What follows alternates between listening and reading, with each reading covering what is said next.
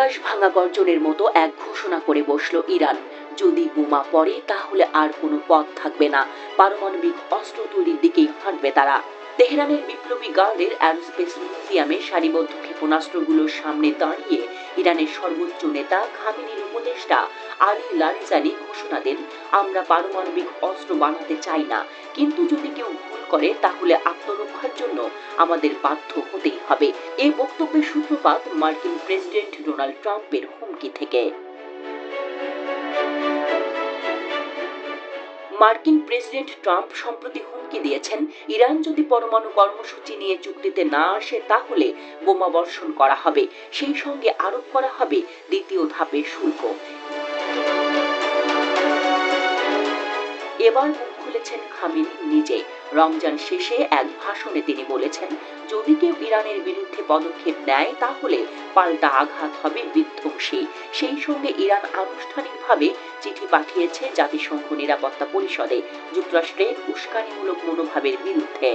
জাতিসংঘে ইরানের রাষ্ট্রদূত আমির সাইদ ইরাভানি সাফ জানিয়ে দিয়েছেন, যুক্তরাষ্ট্র বা ইসরায়েলের পক্ষ থেকে কোনো আগ্রাসন এলে আমরা দ্রুত ও কঠোর জবাব দেব। পরিস্থিতির গুরুত্ব বোঝাতে ইরান তলব করেছে সুইস দূতাবাসের কূটনীতিকদেরও, কারণ তারাই তেহরানে যুক্তরাষ্ট্রের প্রতিনিধিত্ব করে। এদিকে ইরানের বিপ্লবী গার্ডের শীর্ষ জেনারেল আমির আলী হাজিজাদেহ জানিয়েছেন, আমরা চারপাশে 50,000 মার্কিন সেনা এবং 10টি ঘাঁটিতে ঘেরা। যারা কাঁচের ঘরে বাস করে তাদের পক্ষে পাথর ছোড়া ঠিক নয়। ট্রাম্প ক্ষমতায় ফিরে পুরানো ম্যাক্সিমাম প্রেশার নীতিতে ফিরে গেছেন। 2015 সালের পরমাণু চুক্তি থেকে বেরিয়ে গিয়ে পুনরায় নিষেধাজ্ঞা আরোপ করেছেন। যদিও তেহরান বারবার বলেছে তাদের কর্মসূচি শান্তিপূর্ণ, কিন্তু পশ্চিমারা সন্দেহে ভুগছে।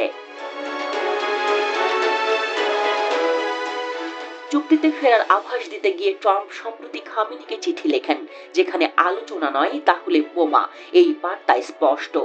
যদিও ইরান সরাসরি আলোচনায় রাজি নয়, তারা ওমানের মতো তৃতীয় পক্ষের মাধ্যমে পরোক্ষ আলোচনার প্রতি ইঙ্গিত দিয়েছে।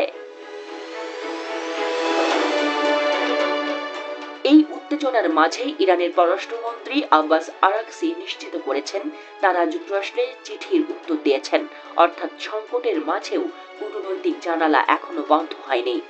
অন্যদিকে খামেনি আবারও তোপ দেগেছেন ইসরায়েলের দিকে এবং ইহুদি রাষ্ট্রকে নির্মূল করার ডাক দিয়েছেন আবারও।